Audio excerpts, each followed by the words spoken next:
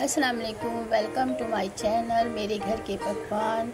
अल्लाह ताला आपकी दस्तरखान को वसी करे और आपके रिस्क में बरकत दे।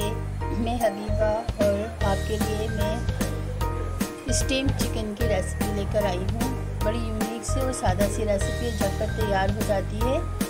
स्टार्ट करते हैं। इसके लिए मैंने आधा किलो करीब चिकन लिया है। आधा किलो करीब चिकन लिया है। आधा किलो चिकन को मैंने वॉश करा है साफ़ करके। इसका पानी बिल्कुल निकाल के रख लिया है। इसमें 4 टेबल स्पून, ये वाला जो चम्मच है ये 4 टेबल स्पून सिरका विनेगर डालेंगे। 2 टेबल स्पून अदरक लहसुन का पेस्ट बिल्कुल बारीक पिसा हुआ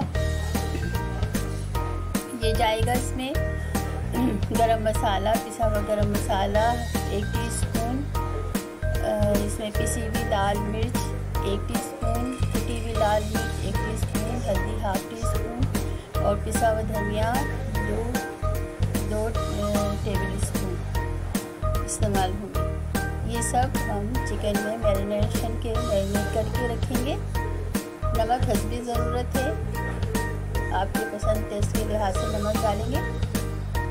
अब तैयार करते हैं इसकी मैरिनेट करने के लिए। मैंने एक बाउल में चिकन में सारे मसाले डाल दिए। गरम मसाला, हल्दी, नमक, पिसी मिर्चें, कुटी मिर्चें सब डाल दिया है सारा। अदरक लहसुन का पेस्ट भी डाल दिया है सब इसमें।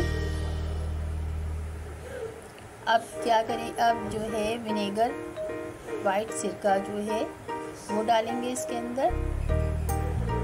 वाइट सिरका डालकर इसको अच्छी तरह से मैरिनेट करके 1 घंटे के लिए इसको रख देंगे सेट होने के लिए। चिकन है तो 1 घंटे के लिए रखेंगे।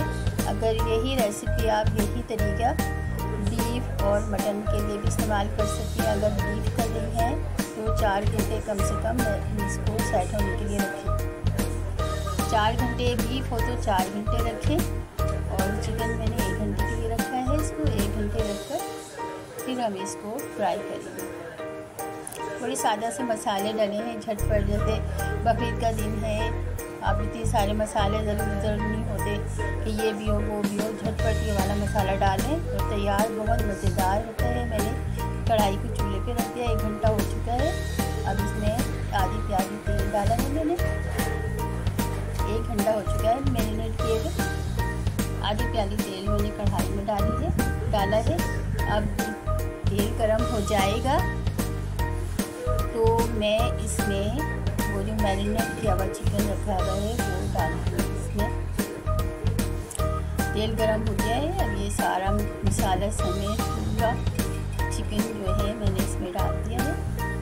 अब इसको हल्की तरह से चला के अच्छी तरह और बिल्कुल स्लो आंच पे इसको ढक कर रखेंगे।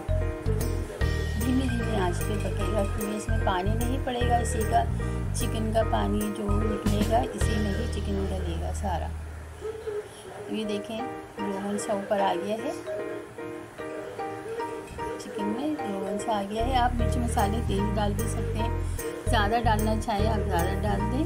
ढककर इसको धीमी आंच पे रख दें।